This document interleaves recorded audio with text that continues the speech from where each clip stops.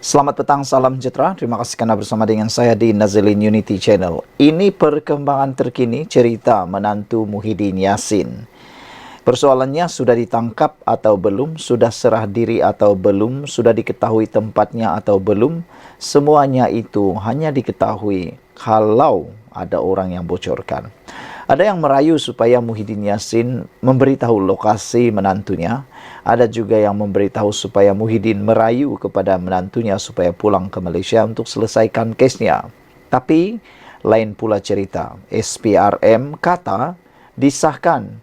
SPRM belum lagi menerima panggilan menantu Muhyiddin untuk serah diri. Wah, ada netizen kata boleh tahan juga lihatnya menantu Muhyiddin ini untuk pulang ke Malaysia. Mereka persoalkan apa sebenarnya yang menjadi ketakutan kepada menantu Muhyiddin ini sehingga sanggup tak pulang ke Malaysia. Mereka bertanya, mereka samakan dan mereka bandingkan menantu Muhyiddin dengan Raja Pelarian iaitu Raja Petra Kamarudin yang tak balik-balik ke Malaysia lagi. Kata mereka, apa yang ditakuti sangat? Kalau benar tak salah, kenapa tak pulang ke Malaysia? Kalau salah, memanglah patut takut, kata mereka lagi. Jadi itu sebabnya apabila SPRM mengesahkan menantu Muhyiddin belum menelefon atau membuat panggilan atau serah diri, ramai orang yang marah.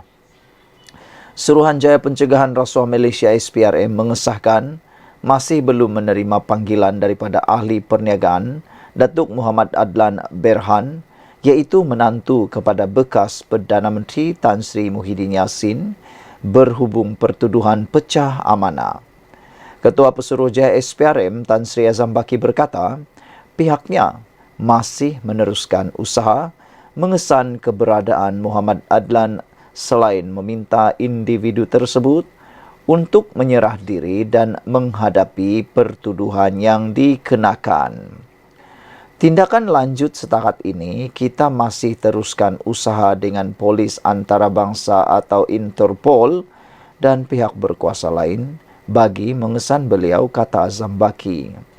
Azam berkata demikian ketika ditemui media selepas majlis pelancaran buku The Sin of Corruption, A Religious Perspective oleh Transparency International Malaysia TI Malaysia di Pusat Konvensyen Antarabangsa Putrajaya PICC pada Khamis. Sinar Harian pada Februari melaporkan bahawa Azam mengesahkan siasatan ke atas Muhammad Adlan sudah lengkap, namun keberadaan individu berkenan belum dikenal pasti, memandangkan beliau tidak pulang ke tanah air selepas keluar dari Malaysia pada Mei tahun lalu. Jelasnya, Muhammad Adlan perlu kembali ke tanah air bagi menghadapi pertuduhan oleh SPRM membabitkan kes pecah amanah jenayah CBT. Pada Oktober tahun lalu, Pengarah Jabatan Siasatan Jenayah JSJ Bukit Aman, Datuk Seri Muhammad Suhaili Muhammad Zain memberitahu telah menyerahkan dokumen kepada Interpol untuk permohonan notis merah terhadap Muhammad Adlan dan peguamnya Mansur Saad. Beberapa dokumen termasuk draft pertuduhan kes membabitkan dua individu terlibat diserahkan kepada PDRM bagi melengkapkan permohonan notis merah. Tindakan memanggil Muhammad Adlan dilakukan oleh SPRM membabitkan kes penyelewengan projek pendaftaran, pengambilan dan penyimpanan biometrik pekerja asing bagi sebuah kementerian. Sekian dulu untuk kali ini. Jangan lupa tinggalkan komen anda, tekan butang subscribe. Kita jumpa lagi. Bye-bye. Salam sejahtera. Terima kasih kerana bersama dengan saya.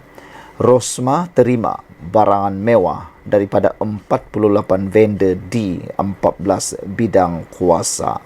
Ini pendedahan paling luar biasa. 1MDB mendakwa Rosmah Mansur adalah penerima barangan mewah yang dibeli dengan dana 348 juta US dollar antara 2010 hingga 2014. Dana Kekayaan Negara Malaysia yang bermasalah itu mendakwa barangan mewah berkenan diperoleh daripada 48 vendor berbeza di 14 bidang kuasa berbeza. Ini dinyatakan dalam penyataan tuntutan 1MDB dalam saman 346 juta AS dolar terhadap isteri bekas Perdana Menteri Najib Razak yang kini dipenjara. Pernyataan tuntutan itu difailkan di Mahkamah Tinggi Kuala Lumpur Selasa lalu, kira-kira 4 minggu selepas writ saman difailkan pada 9 Mei lalu. Plaintiff pertama 1MDB mendakwa bahawa bayaran untuk barangan mewah itu yang didakwa diterima oleh defendant pertama iaitu Rosmah dibuat dengan dana yang diselewengkan dalam 5 fasa penipuan yang didakwa. Dalam wang itu bertujuan untuk digunakan untuk pelaburan.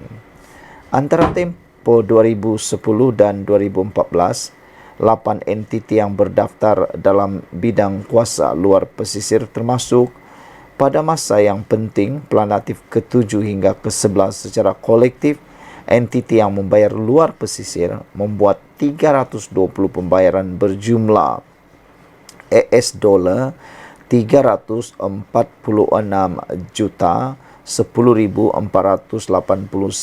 AS dolar kepada 48 vendor berasaskan barangan mewah yang berbeza. Kurang daripada 14 bidang kuasa.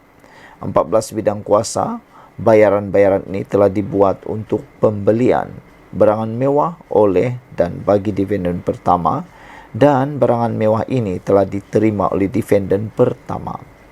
Bayaran-bayaran tersebut dapat dikesan kepada dan atau memiliki wang yang telah diselewengkan daripada plaintiff pertama hingga ke-6, iaitu dana.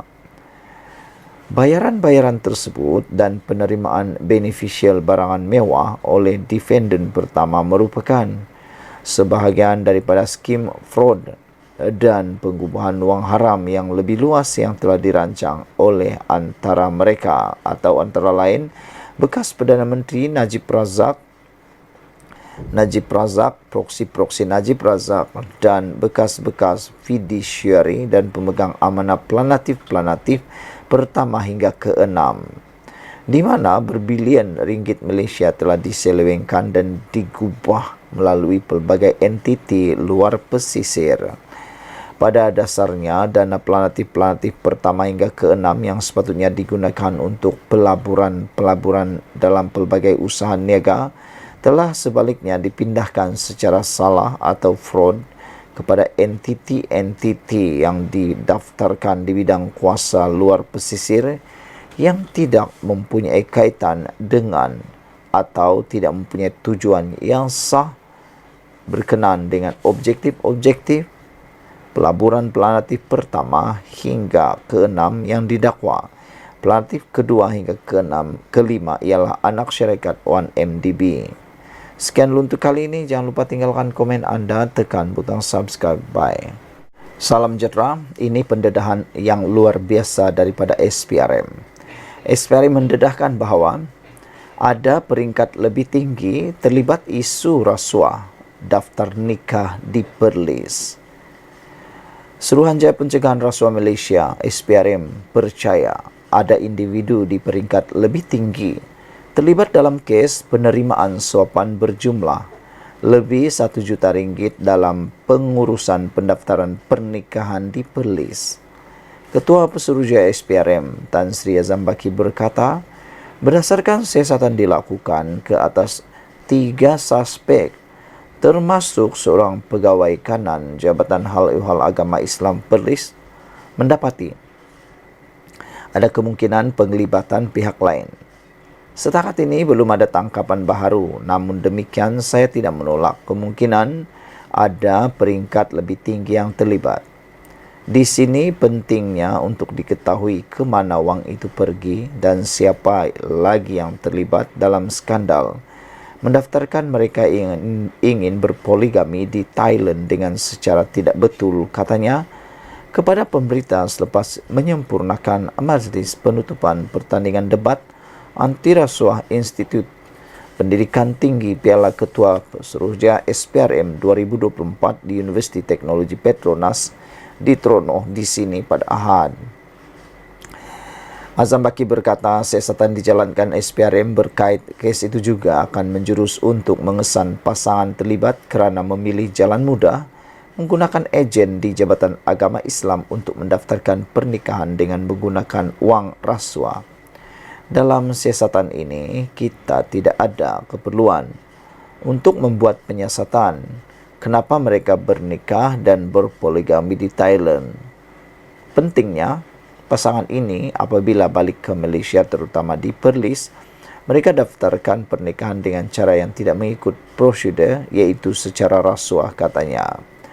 Mengulas lanjut, Azam berkata SPRM telah membuat permohonan untuk membekukan akaun 3 suspek yang ditangkap dan disyaki terlibat dalam sindiket berkenaan.